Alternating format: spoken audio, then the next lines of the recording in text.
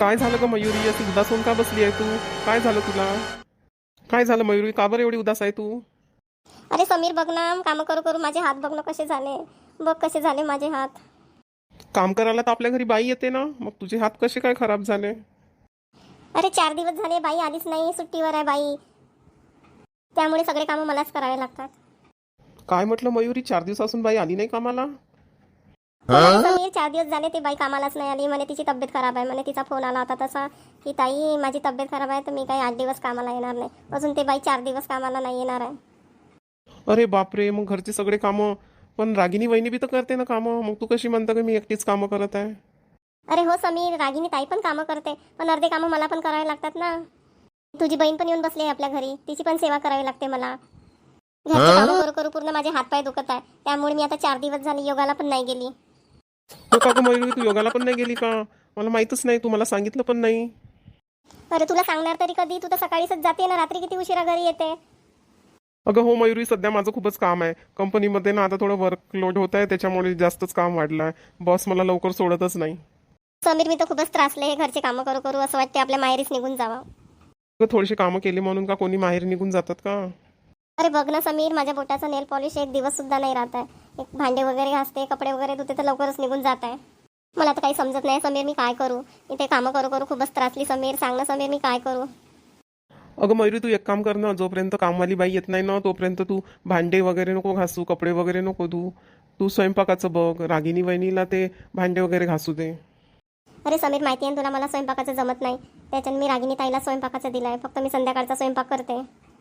आता तुझी बहीण पण आपल्या घरी आली आहे तर अजून जास्त कामं वाढले. अगं माझी बहीण का नेहमीसाठी थोडी राहायला आली, आता तिची तब्येत बरी नाही म्हणून आली बिचारी 1 महिना राहायला. तब्येत दुरुस्त झाल्यावर चाली जाईन ती आपल्या सासरी. तशी माझ्या बहिणीची कामं तर माझी आईच करते ना. मला तर माझी आईच दिसते करताना, तिला चहा देतानी, नाश्ता देतानी. तुम्ही काय फक्त जेवण वगैरे बनवून ठेवता, तिच्या हातात थोडी नेऊन देता. तिच्या हातात तर माझी आईच देते ना नेऊन सगळं.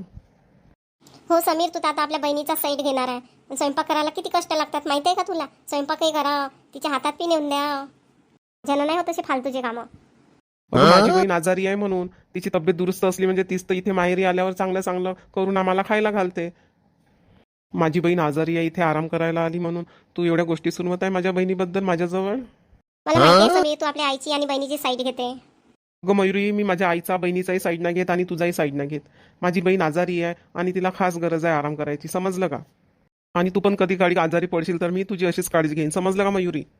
हो माहितीच पडेल ना समीर. आता मी आजारी पडली म्हणजे समजायलाच येईन तू माझी काळजी घेते की नाही घेत. आणि सासूबाई पण काळजी घेते का नाही घेत म्हणून. तुझ्यासोबत गोष्टी करत बसले आणि संध्याकाळचे 7 वाजले. चला आता माझ्या स्वयंपाकाचा टाईम आहे. नाही झाला स्वयंपाक तर सगळे माझ्या नावाने बोटं मोडतील. चल बापा जातो मी स्वयंपाक करायला. कामवाली बाई 4 दिवस झाले आली नाही. नुसते कामं करू करू थकल्यासारखं वाटते.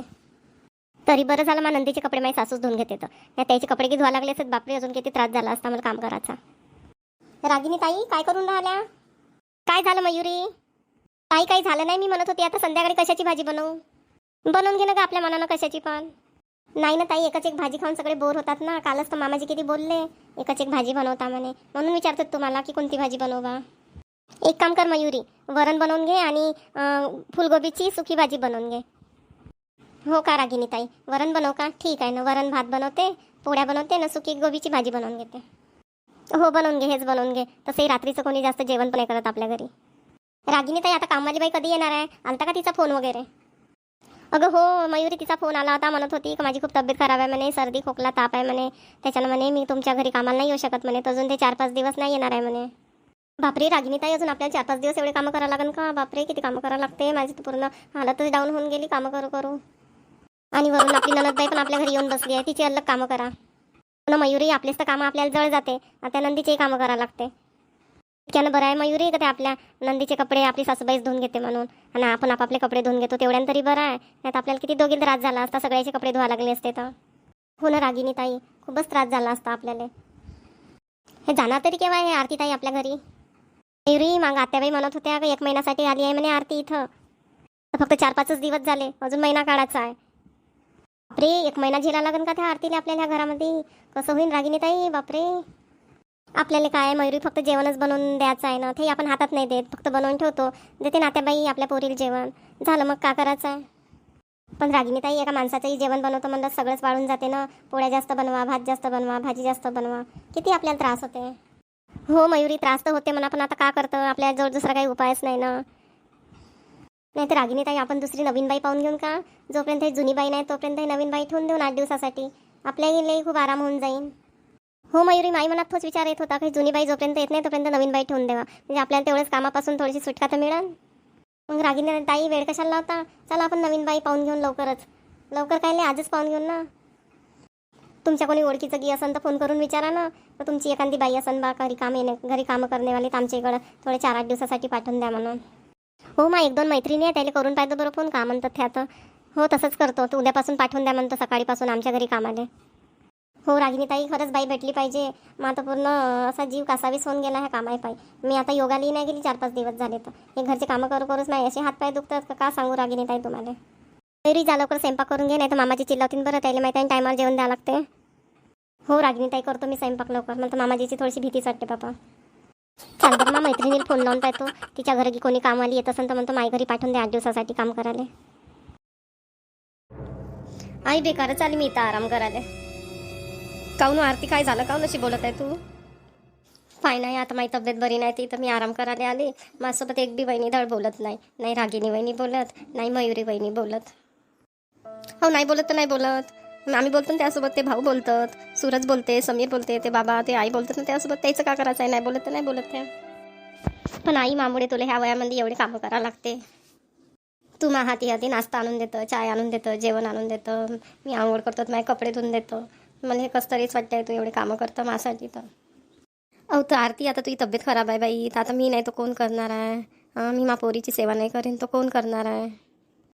आई नाही तर मी 10 दिवस राहतो आणि मग यायला बोलवून घेतो ना चालली जातो आपल्या घरी वापस. पागल झाली का हो आरती तू. डॉक्टरनं 1 महिना तुला आराम करायला सांगला म्हणे, मग जवाई बापून तुला इथं आणून दिलं आणि तू काय म्हणतो 10 दिवसानं घरी वापस जातो. नाही आहे, मला इथं चांगलंच नाही वाटते. हे मयुरी वहिनी रागिनी वहिनी माझ्यासंग बोलत नाही ना, मला चांगलंच नाही वाटते. माझ्यासमोरून जातात पण त्या बोलत नाही, एक शब्दही नाही विचारत. ताई तुमची तब्येत कशी आहे, काय आहे, काहीच नाही विचारत आई. मला कसं तरीच वाटते आई.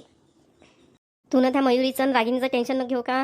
तू आपली चांगल्या मनानं राह इथं, आम्ही चांगले राहतो त्यासोबत. आपली तब्येत दुरुस्त कर आणि 1 महिना बिलकुल जायचं नाही आपल्या घरी. इथं 1 महिना चांगली आराम कर. काऊन ते घर नाही होय का, लग्न झालं म्हणून का माहेर तुटते का पोरीचं. माहेरमध्ये पोरीचा हक्क राहते. हो आई, राहते म्हणा माहेरात बी पोरीचा हक्क, पण असं वाटते ना आता आई तर आपण पाहून पलाले आलं बा, तर आपल्या वहिनीनं थोडंसं आपल्या संग 1-2 शब्द तरी प्रेमानं बोलावं. आरती तू आता त्या वहिनीचं टेन्शन नको घेऊ बरं. घे तू चांगली आपली आराम कर आणि लवकर तब्येत दुरुस्त कर, नाही तर फुकटचं टेन्शन घेशील ना अजून तब्येत बिघडून जाईल बाबा तुझी. नाही आई, मी यायला 10 दिवसानं बोलावतो ना, घेऊन जा म्हणतो मला इथून. मी नाही राहत आई आता इथं, मान इथं राहणंच नाही होत आता. आरती मी तर तुला तुझी तब्येत दुरुस्त झाल्याशिवाय जाऊ नाही देत बाबा. आई डब्बा झाला का, दे बरं, ते वेळ होत आहे कामाला जायला. कुठे झालाय डब्बा, अजून तयारच व्हायचा आहे, भाजीच बनवायची आहे. राहू दे, आज डबा नको नेऊ. काय तू अजून भाजी नाही बनवली आणि डबाही नको नेऊ म्हणतात. दिवसभर मी उपाशी राहू का. सकाळी थोडासा नाश्ता केला होता पोह्याचा. अरे तुला माहित आहे ना मला काम करायची सवय नाही, आता करायला लागते हळूहळू काम. आरती नाही तर तिला नेऊन दिला तिच्या माहेरी, आता माझ मागं काम आहे सगळे. आता आई आरतीची तब्येत खराब होती, डॉक्टरने तिला 1 महिन्याचा आराम करायला सांगलं, तू खरंच तिला आराम करू देते का, म्हणून तिला नेऊन दिलं तिच्या आईच्या घरी. जसं मी तिला कामालाच झुपलो होतो, काही गरज होती का तिला तिच्या आईच्या घरी नेऊन द्यायची. हा आता दवाखान्यात नेलता ना तू ना, आता डॉक्टरची दवाई खाऊन तर झालीच असती ना दुरुस्त. 8 दिवस करते थोडीशी आराम, ना कामाला लागते आपल्या. आता मास माग आहे ना कामाचं, ते गेली तिकडे तिच्या आईच्या घरी. तर तुला माहिती आहे सुनील, ते आहे ना काही जास्त कामं नाही होत, तरी मी आपले हळूहळू कामं करतो बाप्पा. पण त्या काही डब्बा गिब्बा बनवून नाही झाला मान आज. तू चालला जाय असाच, खाऊन घेजो तिकडे काही. आणि एक काम कर, आता आरतीला आता झाले ना 8-10 दिवस तिच्या माहेरी जाऊन, आता तिच्या तब्येतीत तर आराम पडलाच असेल, घेऊन दिले उद्या परवा. आई डॉक्टरनं मला 1 महिना तिला सक्त आराम करायला सांगितलं आहे ना, तू म्हणतो घेऊन दिले. आता 10 दिवसच झाले जेमतेम तिला तिच्या माहेरी जाऊन, करू दे तिला महिनाभर आराम. काय मग इथं आल्यावर तर बिचारी साऱ्या दिवसभर कामच करत राहते. खूपच बायकोचं हित आहे तुला, आपल्या आईचं की नाही का. आता ह्या वयामध्ये मला घराचे पूर्णचे पूर्ण कामं करावं लागते. आपल्या मायकडे की थोडीशी पाहून दयागी करणं. तू तर पुरा बायकोचा बैलच झाला. काय बी नको बोलू आई तू. तिची तब्येत ठीक नव्हती म्हणून दिलो तिला तिच्या माहेरी नेऊन, म्हणून का बायकोचा बैल झालो का मी. अरे बायकोचा बैल झाला नाही तर का, नसता राहिला बायकोचा बैल तर बायकोला काही माहेरी नेऊन देता, इथंच नाही राहू देता का.